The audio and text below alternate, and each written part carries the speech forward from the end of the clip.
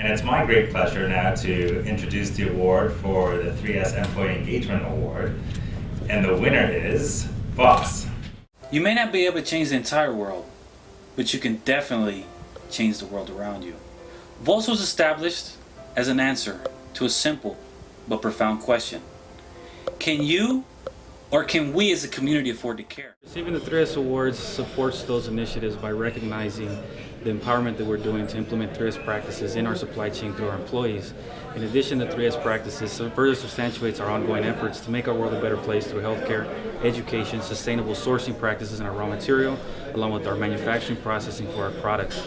In addition to that, it also empowers and impulses our ongoing efforts in our commitment to the United Nations Global Compact as well, as further substantiates that. It's a great honor to be here and to present the first ever Empowered Women's Award to my friend from Harvard, Ajay Chaturvedi. Ajay Chaturvedi believes in the socio-capitalist business model to harness the value of rural India. A Wharton graduate, Ajay quit his job with Citibank to set up Harvard, a for-profit rural enterprise in 2010. What started as an idea to educate farmers on the latest farming techniques today also boasts of a first-of-its-kind, women-only run BPO in a small village called Tikli Aklimpur near Gurgaon. I think this award is very important for us because it sets us apart in a lot of different ways. The media coverage on these kind of businesses is always very helpful.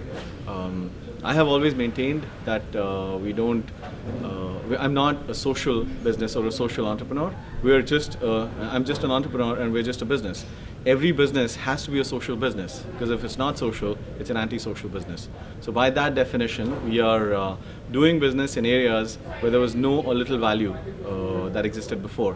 And by virtue of that, we're able to tap into the talent that never was employed.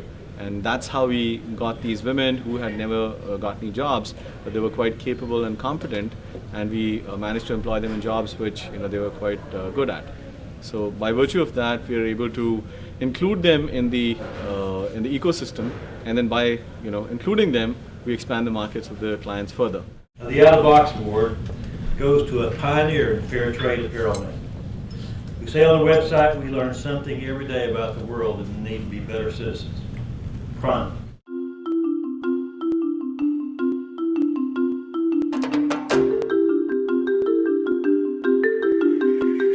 Eat it, drink it. Now it's time to wear Fair Trade Certified. Prana is one of the first companies to bring fair trade apparel to the United States. This award was a huge honor to receive tonight. It was a dream to do, and it was not easy to begin with, but it was a huge accomplishment to employ all these wonderful people and see the faces on these people and these women and that have been given jobs in Swaziland and Nepal, and it is just an amazing feeling to expand and be a pioneer in this garment industry, which no one really does this yet. And we're hoping by the awareness of this award that will intrigue other companies in the garment industry to follow suit. The selection of the People's Choice Award went to a winner with a very ambitious mission to help disadvantaged youth in developing countries lift themselves out of poverty by creating jobs and providing training to deliver high-quality content, business process outsourcing services to global clients. And no stranger to public accolades, this social enterprise is already the recipient of many global awards, including the World Bank Development Marketplace Award, placing 28th on the Global Journal's list of the world's top 100 best NGOs, as well as the recipient of the eAsia Award for Best Employment Creation Initiative in Asia. They were even recognized by Thomas Friedman in his book, The World is Flat, as his favorite example of a social entrepreneurs initiative. So founded just 11 years ago now, with one office supporting just one client, the company now operates 4 offices with over 900 staff members, and they're the largest technology employer in all of Cambodia and Laos.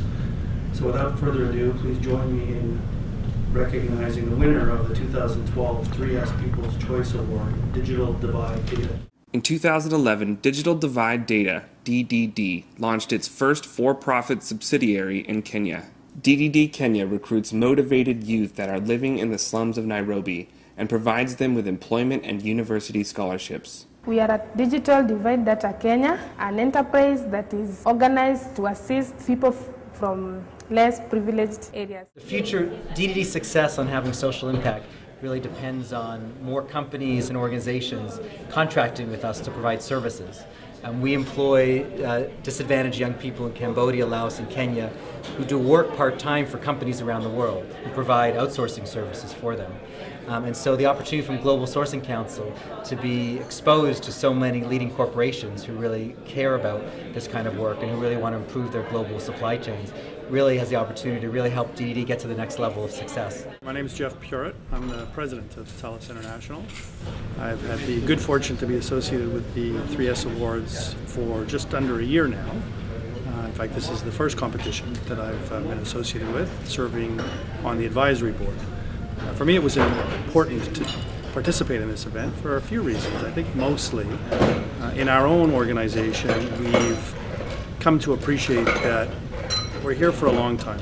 We're not here for a short time. And in business, I think it's important that we recognize our association with our environment, with our community, and that our obligation, rather, is not merely to generate profit for our stakeholders. Certainly that is our primary objective, but if you don't recognize a more meaningful obligation to give back to the communities where you work, live, and serve, I think you miss the point of being a member of the plan. One of our philosophies at TELUS is that in order to do well in business, you must do good in the communities where you work, live, and serve. And it has been a mindset that has sustained our business and has guided our business practices for almost a decade now. And personally, I believe that our business is more successful, our team members are more engaged, and our customers are happier with the service we provide, in large part because we recognize that we're part of a bigger whole. And as part of a global community, it's our responsibility to be thinking about conducting our businesses in a way that is not just generating profit in the near term, but is sustainable for our communities and for our environment, for our children and for our children's children. It's good to be reminded that we can make a difference in a positive way. That business is not just about money, but it's impacting the future. And this is a group of people that's doing it. I wanted to come here and be part of it and be reminded of that, of like-minded people who do remind us that we can make a difference in a very positive way.